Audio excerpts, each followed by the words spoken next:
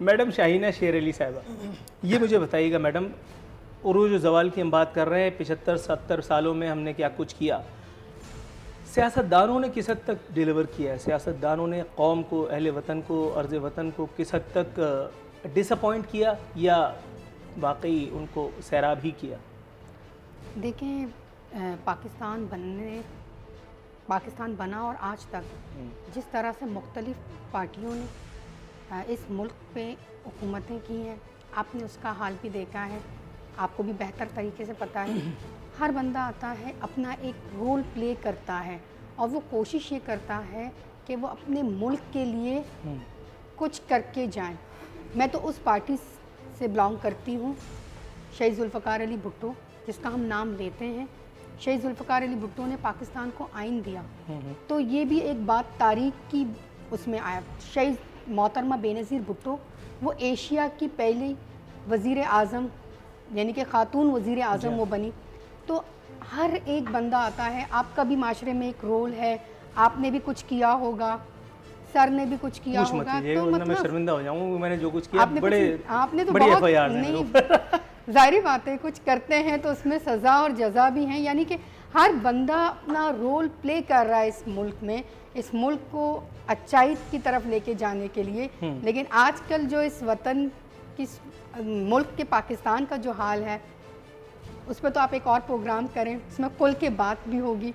लेकिन आज का जो पाकिस्तान है, मुझे लगता है किसी को आज का पाकिस्तान नहीं चाहिए।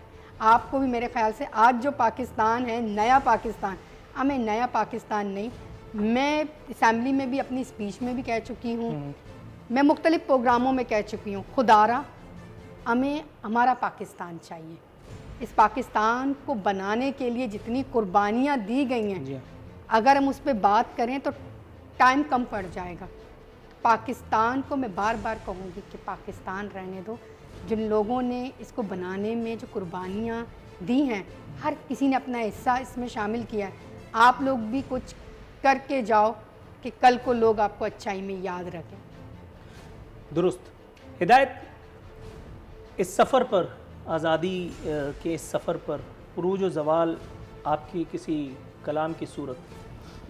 कलाम की सूरत भी है, लेकिन मैं ये समझता हूँ कि कलाम से ज़्यादा उस कलाम की ज़रूरत है कि जो हमारे उन नौजवानों को, जो कि मैं समझता हूँ कि बहुत मायूसी का शिकार जल्दी हो जाते हैं, जिन्हें ये लगता है कि शायद अगर वो इस देश से कहीं उड़ के चले जाएंगे तो वहाँ उनके लिए पहुँचते साथ ही एक बहुत ही कुछ जो है ना वो अतलस व कम ख्वाब में बुनवाया हुआ एक जो है बिछौना उनके लिए होगा और वो बड़ा सुकून से रहेंगे।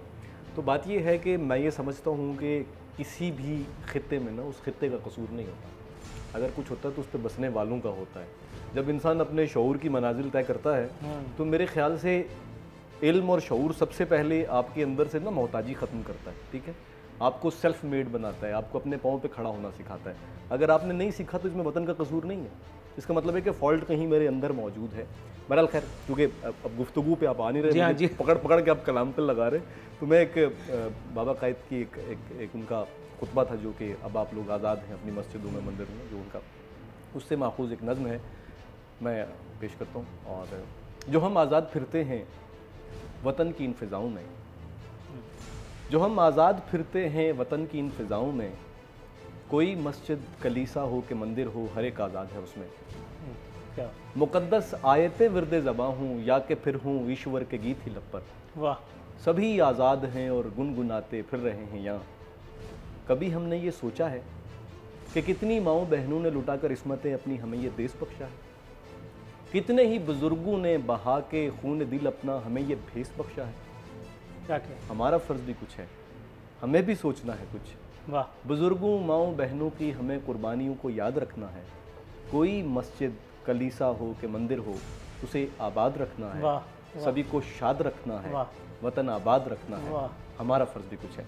तो बात ये है कि ये वतन सबके लिए है और मैं समझता हूँ कि इस पर जितना अमन के साथ, मोहब्बत के साथ, भाईचारे के साथ रहेंगे, उसमें फलाह है सभी के लिए, इस देश के लिए भी, इस देश के लोगों के लिए भी।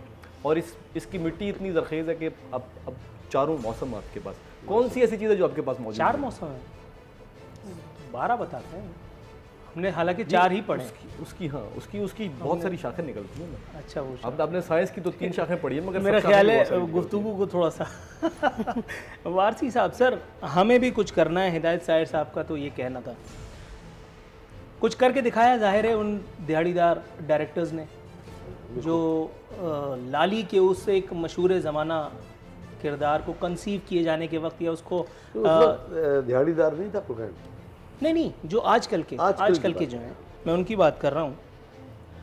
उन डायरेक्टर्स ने इसे एक ट्रेड के साथ जो कुछ किया, या उन दिहाड़ीदार अदाकारों ने जिसका आप जिक्र कर रहे थे, इस ट्रेड के साथ जो कुछ किया, अदाकारी के साथ, शोबे अदाकारी के साथ जो कुछ किया, उसमें कहीं एक पॉजिटिविटी मुझे इस हवाले से लगती है कि कुछ री इनेक्टमेंट के हवाले से अगर हम बात करें, वो जो री इनेक्टमेंट वाले आर्टिस्ट उसमें थे, उनमें कुछ ऐसे नाम भी हैं जो इत्तेफाकन ही नज़र में आए हैं, लेकिन जिनको पिक कर लिया गया।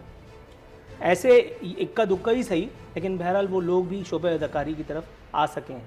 नहीं, असल में आसिन भाई हमारा तो मुल्क बड़ा दरखेज़ है बेशक, और माशाल्लाह बड़े टैलेंटेड लोग हैं यहाँ पर, ऐसा नहीं है।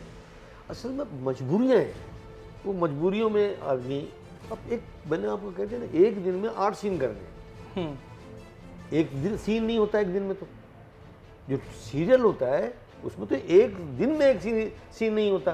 अब क्योंकि ये सोप है, 100 किस्तों के हैं, तो इनके लिए अब ये तो बहुत बड़ी बात है कि ये लोग एक्ट कर रहे हैं। सब्सक्राइब करें और बेल दबाएं ताकि कोई खबर रह न जाए।